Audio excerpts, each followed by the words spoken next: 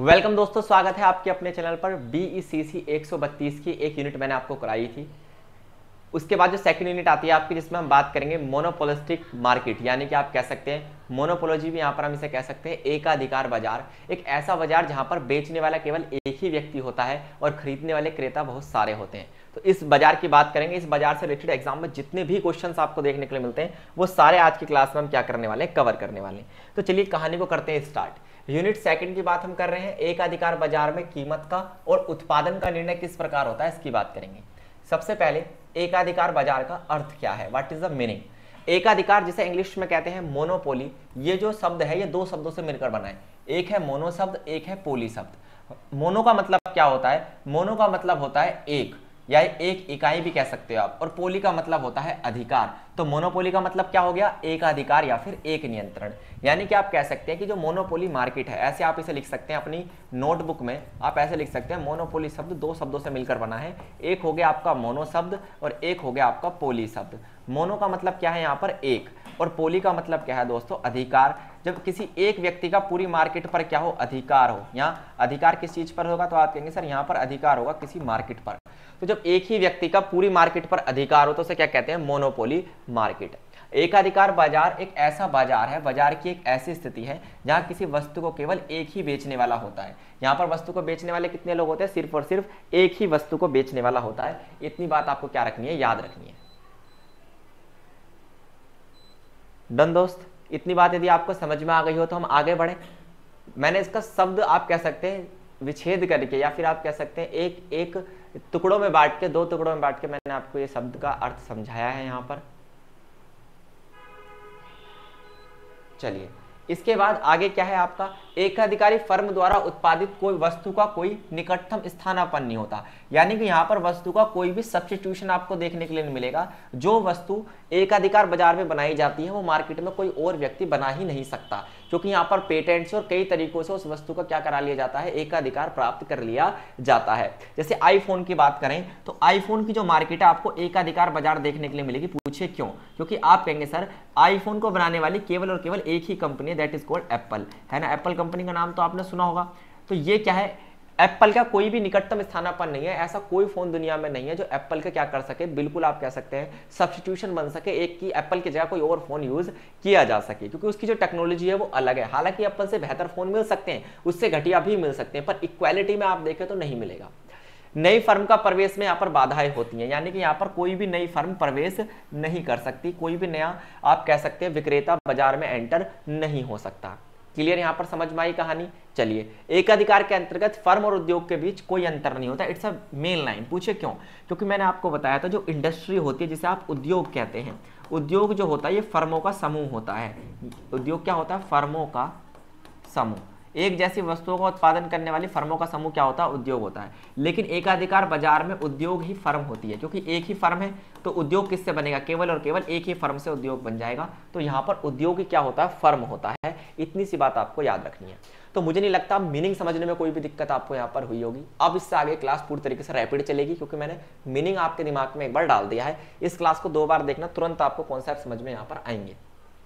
आगे यदि आप देखें तो परिभाषाएं क्या होंगी, इसकी 2 परिभाषाएं यहाँ पर, एक तो बिलास जी ने दी है ना, इसके अलावा एक दी है कूट्स-योआनिसिस, है ना। कूट्स-योआनिसिस जो है ये भी एक इकोनॉमिस्ट हुए।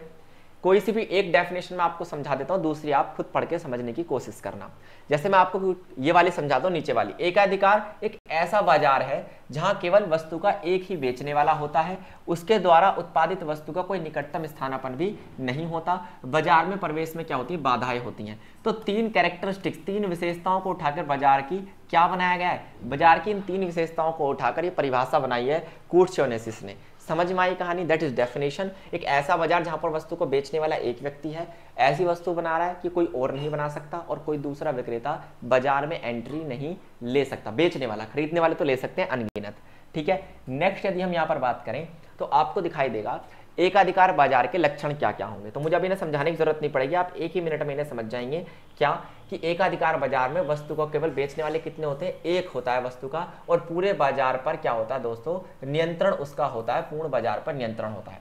हालांकि वो केवल नियंत्रण किस पे कर सकता है, याद रखना, अगर उसके नियंत्रण की बात करें, कंट्रोल की बात करें, तो आप कहेंगे सर ये जो नियंत्रण वो कर सकता है वो मांग पे नहीं कर सकता, है ना, याद रखना, मांग पे नहीं कर सकता लोगों की, क्योंकि मांग तो विक्रेता नहीं कर सकता, मांग कौन करेगा, क्रेता। क्रेता के ऊपर उसका कोई कंट्रोल नहीं है, वो अगर कंट्रोल कर सकता है तो केवल किसको कर सकता है, सप्लाई को। और यही कारण है एप्पल जैसी कंपनियां कम मोबाइल बनाकर अपनी कीमत क्या रखती हैं, ज्यादा रखती हैं, और पूर्ति को कंट्रोल करके कीमत पर क्या बनाती है, नियंत्रण बनाती हैं।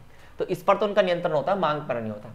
यहाँ वस्तु का कोई भी निकटतम स्थानापन्न नहीं होता, यानी जो वस्तुएं एकाधिकार बाजार में बनाई जाती हैं वो वस्तुएं कोई और व्यक्ति नहीं बना सकता।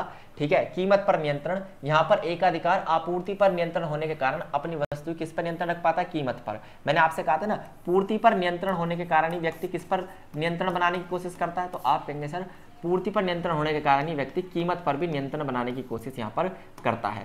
पूर्ति पर नियंत्रण है तो किस पर नियंत्रण है आपका, कीमत पर भी नियंत्रण हो जाएगा। ठीक है, प्रवेश नहीं, कोई प्रवेश नहीं, यहाँ पर कोई भी अन्य उत्पादक बाजार में प्रवेश बिल्कुल भी नहीं कर सकता, ये बात आपको दिमाग में डाल लेनी है। फर्म और उद्योग के बीच यहाँ पर कोई अंतर नहीं होता, इट मीन्स फर्म ही उद्योग होती है, जो मैंने अभी बात आपको समझाई। तो ये थे एकाधिकार बाजार के लक्षण। उम्मीद है आपको ये अच्छे से समझ में आ गए होंगे कि क्या लक्षण एक एकाधिकार बाजार में हमें देखने के लिए मिलते हैं। समझ में आई कहानी, आप कहेंगे बिल्कुल सर। नेक्स्ट यदि हम बात करें एकाधिकार हेतु कारण, तो आप बताइए ऐसी कौन सी कंडीशंस हैं, ऐसी कौन सी स्थितियां हैं जिसके कारण किसी बाजार का रूप एकाधिकार वाला हो जाता है, या फिर बाजार में बेचने वाले कितने हो, बाजार में जो सेलर हो केवल कितने बचे, एक सेलर बचता है, ऐसी कौन सी कंडीशन होती है। सबसे पहली कंडीशन होती है प्राकृतिक कंडीशन। मान लीजिए कोई ऐसी कंडीशन पैदा हो जाए कि दूसरे व्यक्ति के पास वो संसाधन हो ही ना, तो ऐसी कंडीशन में व्यक्ति स्वयं एकाधिकार विक्रेता हो जाता है। इसका एक एग्जांपल उठाइए, जैसे दक्षिण अफ्रीका का हीरो पर एकाधिकार है। पूछिए क्यों एकाधिकार, इसलिए उसका हीरो पर क्योंकि सबसे ज्यादा अगर कहीं पाए जाते हैं हीरे तो दक्षिण अफ्रीका में। विश्व में यदि निकल की बात करें, जो कि आपको पता है खनिज होता है, ये कनाडा में ही पाया जाता है। खनिज तेल मध्य पूर्व में पाया जाता है, यानी कि आपको पता है सऊदी अरब में। अब खनिज तेल पे एकाधिकार सऊदी अरब का है, जब वो चाहे सऊदी अरेबिया तभी क्या करता है, कीमत बढ़ा देता है। स्पेशली खाड़ी युद्ध के समय कीमत बढ़ती है। टेक्नोलॉजी के हिसाब से भी क्या हो सकता है दोस्तों, व्यक्ति एकाधिकार प्राप्त कर सकता है। मान लीजिए किसी विशेष वस्तु को बनाने के लिए जो भी टेक्नोलॉजी चाहिए, जो भी क्या चाहिए, विशेष ज्ञान, कोई वैज्ञानिक गोपनीय ज्ञान चाहिए, वो केवल एक ही व्यक्ति के पास हो, तो इट मीन्स उसका अपने आप ही क्या हो जाएगा, एकाधिकार हो जाएगा कि नहीं हो जाएगा। अब मान लीजिए एप्पल का फोन बनाने की जो टेक्नोलॉजी है वो केवल एप्पल कंपनी के पास है, तो ऑटोमेटिकली उसका क्या हो गया, एकाधिकार उस फोन पर हो गया। विधिक तरीका क्या है, या तो आप पेटेंट करा लीजिए। अब पेटेंट का मतलब होता है दोस्तों एकाधिकार। पेटेंट क्या होता है, एकाधिकार होता है, याद रखना। यदि हम किसी वस्तु को क्या करा लेते हैं, पेटेंट करा लेते हैं, तो हमें उस वस्तु का एकाधिकार उत्पादन प्राप्त हो जाता है कि उस वस्तु का उत्पादन अब केवल कौन कर सकते हैं, हम ही करते हैं, है ना। और ये पेटेंट सरकार द्वारा दिया जाता है, ये ट्रेडमार्क के थ्रू भी दिया जाता है, कोई और व्यक्ति क्या नहीं कर सकता, फिर उसका उत्पादन नहीं कर सकता। आप कहेंगे सरकार ऐसा क्यों करती है, क्योंकि नए नए इनोवेशंस हो सकें। नए इनोवेशंस कैसे होंगे, जब व्यक्ति अपनी वस्तु को अकेले ही बेच पाए। फॉर एग्जाम्पल आप ये सोच के चलिए, आप केवल इतना सा सोच के चलिए कि सर मैंने कोई नया रोबोट बनाया, मैंने फॉर एग्जांपल एक नया रोबोट बनाया, और इस नए रोबोट की जो टेक्नोलॉजी है उसमें मैंने कई 10 साल के आसपास उस मेहनत करके मैंने रोबोट बनाया और एक नई टेक्नोलॉजी मैंने दी लोगों को। तो अगर वही रोबोट व्यक्ति मेरी टेक्नोलॉजी चुरा के बनाने लगे और मुझे बेनिफिट न मिले, उन्हें मिले, तो क्या मैं दोबारा रोबोट बनाना चाहूंगा, नहीं। आप चाहेंगे कि जो रोबोट की टेक्नोलॉजी मैंने बनाई है उस पर केवल मेरा अधिकार हो, उसके सारे राइट्स मुझे मिले, उसका उत्पादन से लेकर उसके प्रोडक्शन के आगे आप कह सकते हैं कोस्ट डिटर्मिनेशन तक सारे डिसीजंस मैं लूं। इट मीन्स आप चाहते हैं आपको एक अधिकार मिले, और यही इनोवेशंस यानी कि नई नई खोजों को क्या देता है, बढ़ावा देता है। बड़े आकार की पूंजी से कैसे एक अधिकार प्राप्त होता है, कुछ वस्तुओं के उत्पादन हेतु बहुत बड़ी मात्रा में क्या चाहिए होती है, पूंजी की आवश्यकता होती है। इतनी बड़ी मात्रा में पूंजी निवेश करने की क्षमता सभी के पास नहीं होती। अब इसका एक एग्जांपल ले लो, आप टाटा स्टील ले लो, है ना। फॉर एग्जांपल भारत का एक उद्योग में ले ले टाटा स्टील। अब टाटा स्टील जो ऑटोमोबाइल्स की फील्ड में भूमिका निभाता है, दिल्ली की सारी डीटीसी बसें देख लीजिए आप, टाटा स्टील जितने ट्रक आपको दिखाई देंगे टाटा के दिखाई देंगे। अब उन्हें बनाने के लिए बहुत बड़ी मात्रा में पूंजी चाहिए होती है। हर कंपनी या फिर हर उद्योग उस पूंजी को कलेक्ट नहीं कर पाता, भाई सीधी सी बात है, उस कैपिटल को। इसलिए टाटा स्टील का ऑटोमेटिकली भारत के ऑटोमोबाइल पर क्या हो जाता है, एक अधिकार सा दिखाई देता है हमें, क्योंकि उसके पास उतनी पूंजी है जितना उत्पादन करने की आवश्यकता देश में पड़ रही है। समझ में आया। तो ये कारण है कि क्यों एकाधिकार बाजार का निर्माण होता है, इन कारणों की वजह से।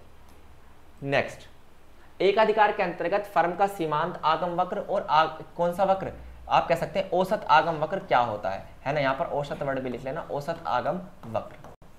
तो आपको पता है सीमांत आगम और औसत आगम क्या होती है। आगम का मतलब होता है आय, है ना, इनकम। आगम मतलब क्या होता है दोस्तों, इनकम, ठीक है, या फिर आय। जब एक अधिकारी अधिक मात्रा में वस्तु को बेचता है तो उसे कीमत को क्या करना पड़ेगा, कम करना पड़ेगा। भाई सीधी सी बात है, मान लीजिए एक एप्पल की कंपनी का एग्जांपल हम ले लेते हैं। यहाँ पर मैंने कहा 100 फोन बनाती है कंपनी, सीधी सी बात है ना, 100 फोन बनाती है। अब 100 ही क्या होते हैं, सेल हो पाते हैं, 100 ही क्या होते हैं, सेल हो पाते हैं। अगर कंपनी को अपनी सेल बढ़ानी है, अपनी कंपनी को सेल बढ़ानी है, कंपनी ने बनाए 2000 मोबाइल। अब जरूरी तो नहीं है कि सारे के सारे सेल हो जाएं, नहीं हो पाएंगे सेल। क्यों सारे सेल नहीं कर पाएगी वो, क्यों नहीं कर पाएगी, क्योंकि जब तक कीमत कम नहीं होगी, हमने लो पढ़ा है डिमांड का, तब तक डिमांड नहीं बढ़ेगी। आपको पता है ना, कीमत अगर कम नहीं करोगे डिमांड नहीं बढ़ेगी। तो एक अधिकारी को बाजार में भी ऐसा करना पड़ता है, कीमत कम करके ही वो वस्तु को ज्यादा बेच सकता है। और इसी कारण से क्या होता है, जो सीमांत आगम वक्र है, यानी सीमांत आय जो उसे प्राप्त होगी वो घटती हुई प्राप्त होगी, और औसत आय वक्र जो होगा सीमांत आय वक्र से थोड़ा ऊपर की तरफ बनेगा। तो ये आपको याद रखना है। सीमांत आय मतलब हर वस्तु को बेचने से प्राप्त होने वाली आय क्या होगी, घटती जाएगी। पर याद रखना यहाँ पर कीमत बहुत तेजी से नहीं घटाई जाती। मान लीजिए किसी वस्तु की कीमत 10 रुपए थी एक अधिकार में, तो कोशिश की जाएगी 0.5 घटाई जाए, फिर क्या करें 9 की जाए, फिर 0.5 घटाई जाए। बहुत तेजी से नहीं घटती, याद रखना, क्योंकि यहां पर अगर बहुत तेजी से कीमत घटाई जाएगी तो हो सकता है एक अधिकारी बाजार का महत्व ही समाप्त हो जाए। मान लीजिए एप्पल का फोन आपको 12,000 रुपए में मिल सके, तो क्या वो प्रतिष्ठा सूचक रहेगा, आप कहेंगे नहीं। हालांकि इंडियंस के लिए तो वो आज भी क्या नहीं है, प्रतिष्ठा सूचक नहीं है। अब हर इंडियंस के पास क्या है, एप्पल का मोबाइल है ना। क्यों, क्योंकि वो प्रतिष्ठा सूचक की श्रेणी से बाहर आ चुका है। कोई भी वस्तु प्रतिष्ठा सूचक कब बनती है, जब वो कम लोगों के पास हो। एकाधिकार फर्म का संतुलन किस प्रकार होता है, याद रखना है। कैसे एकाधिकारी फर्म संतुलन प्राप्त करती है, 2 शर्तें हैं यहाँ पर, 2 अलग अलग शर्तें हैं, इनको देखिए। पहला क्या है, जो एमआर है, एमआर बराबर होनी चाहिए एमसी के। एमआर मतलब लागत, है ना। जो व्यक्ति लागत लगा रहा है और जितनी उसे क्या प्राप्त हो रही है, आय प्राप्त हो रही है, यदि दोनों बराबर हों तो याद रखना क्या होता है, फर्म संतुलन में होती है। लेकिन इस लागत में क्या होता है, लाभ भी शामिल होता है। याद रख लेना स्टार लगा के कि इस लागत में लाभ भी क्या किया जाता है, शामिल किया जाता है। और जो एमसी वक्र है वो सीमांत आगम वक्र को नीचे से काटे। जो एमसी वक्र है वो कहां से काटे, एमआर वक्र को नीचे की तरफ से काटे, बिल्कुल इस तरीके से। हमने अभी जाना एमआर वक्र तो इस तरीके से जाता ही है, आप इसे नेगेटिव भी ले जा सकते हैं। मैंने कहा एमआर वक्र तो इस तरीके से जा ही रहा है, डन। ये एमआर वक्र है। तो संतुलन के लिए जो एमसी वक्र से कहां से काटे, नीचे की तरफ से काटे, इसके बाद कोष्ठ बढ़ने लगे तो ये एमसी वक्र है, और इस जगह पर क्या होगा, संतुलन होगा। ऐसा क्यों होगा, क्योंकि जब तक लागत कम है इससे आय से, तो संतुलन की कोई दिक्कत नहीं है, हम अधिक लाभ में चल रहे हैं। जहां पर ये दोनों बराबर हो गए, अब ना लाभ है ना हानि है, दोनों बढ़िया कंडीशन में चल रहे हैं। लेकिन जैसे ही लागत ज्यादा हो जाएगी, जैसे ये वाली कंडीशन उत्पन्न होगी ना, बिंदु के बाद, ई बिंदु के बाद जो कंडीशन उत्पन्न होगी ये वाली, इस कंडीशन में क्या होगा, हानि स्टार्ट हो जाएगी, और इस हानि से बचने के लिए व्यक्ति यहीं रुक जाता है, और इसलिए इसे कहते हैं संतुलन या फिर लाभ अधिकतम करने की स्थिति। समझ में आई कहानी। चलिए, कुल आगम दूसरा भी इसका एक तरीका है, ये तो एक तरीका होगा, दूसरा भी इसका क्या है, निर्धारित करने का तरीका है, जहां पर कुल आगम आप कह सकते हैं टोटल रेवेन्यू जो है बराबर होती है किसके, टोटल कॉस्ट के, या फिर आप कह सकते हैं, और दूसरा क्या होगा, सीमांत आगम जो क्या होती है, सीमांत आगम बराबर होती है सीमांत लागत के। तो ये 2 अप्रोचेज हैं, ये 2 क्या है, उपागम हैं, जिनके माध्यम से संतुलन प्राप्त करने की कंडीशन बनती है। ये दोनों ही उपागम मैं आपको समझाऊंगा, एक अधिकार फर्म के संतुलन के दोनों अप्रोचेज मैं आपको बता के चलूंगा यहाँ पर, ठीक है। चलिए, सबसे पहले बात करते हैं टीसी और आप कह सकते हैं टीआर अप्रोच। पहली अप्रोच क्या है, जहां पर हम बात करेंगे टीआर और टीसी की, जहां पर ये दोनों बराबर होंगे वहां पर संतुलन में होगा।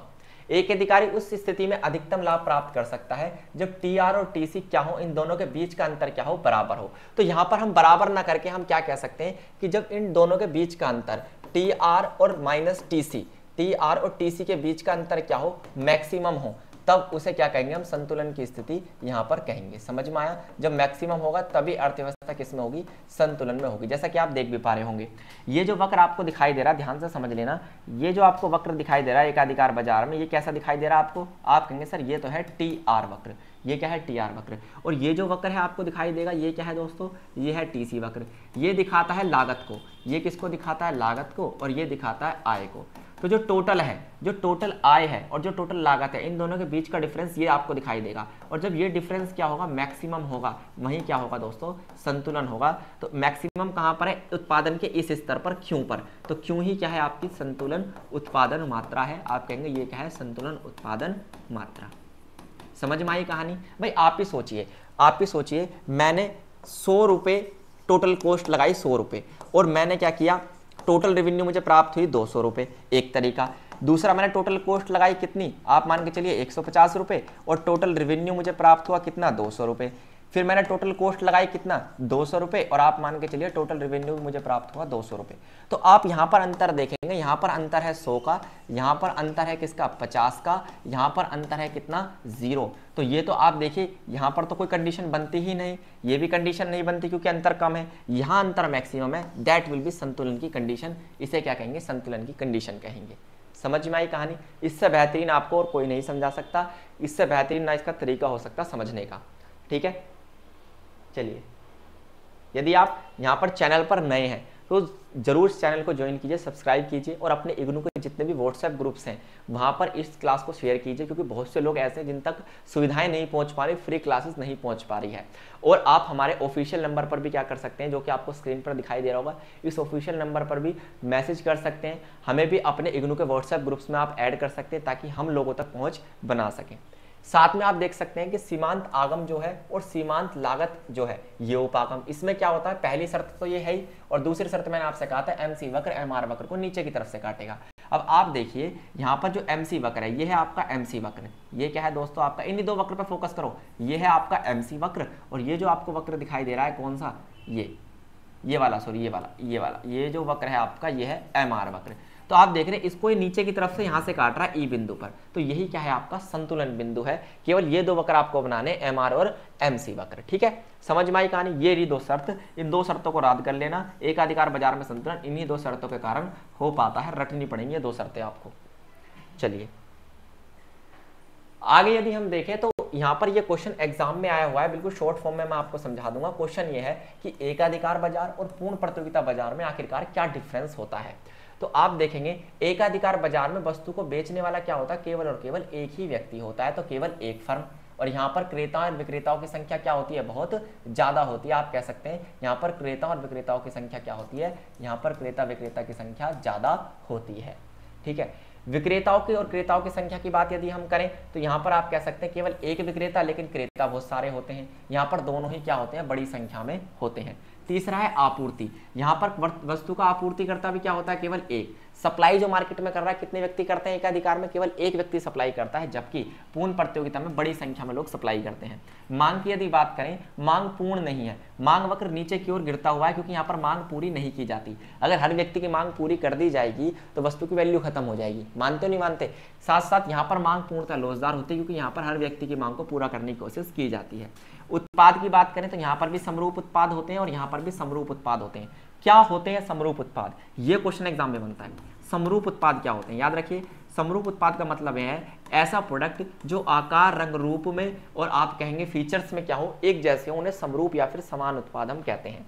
तो समझ में आई, दैट इज तुलना। इस तरीके से आप पेपर में कंपैरिजन करेंगे। इसे आप तत्व भी कह सकते हैं और इसे आप आधार भी कह सकते हैं। क्या कह सकते हैं, तत्व और आधार दोनों कह सकते हैं आप इसे। ठीक है, समझ में आई कहानी? तो ये थी आपकी यूनिट सेकंड, जिसमें पूर्ण प्रतियोगिता बाजार और एकाधिकार बाजार मैंने दोनों कंप्लीट कराए। पूर्ण प्रतियोगिता पहले कराया था, एकाधिकार कराया, और लास्ट में मैंने आपको इस क्वेश्चन के थ्रू दोनों में कंपैरिजन भी करना सिखाया है। अब जो अगली क्लास लेंगे उसमें हम बाकी के दो आपको बाजार कराएंगे, अल्पाधिकार कराऊंगा और एकाधिकार प्रतियोगिता बाजार कराऊंगा। चैनल से जुड़े रहिए, अच्छी सी कमेंट कीजिए, और जो भी कोड आपको पढ़ना है आप बताइए। साथ साथ अब लाइव क्लासेस आपकी स्टार्ट हो जाएंगी कल से, तो जो भी आपको क्लास चाहिए आप लाइव क्लास बता सकते हैं, जिसकी भी लाइव क्लासेस आपको चाहिए। धन्यवाद दोस्तों।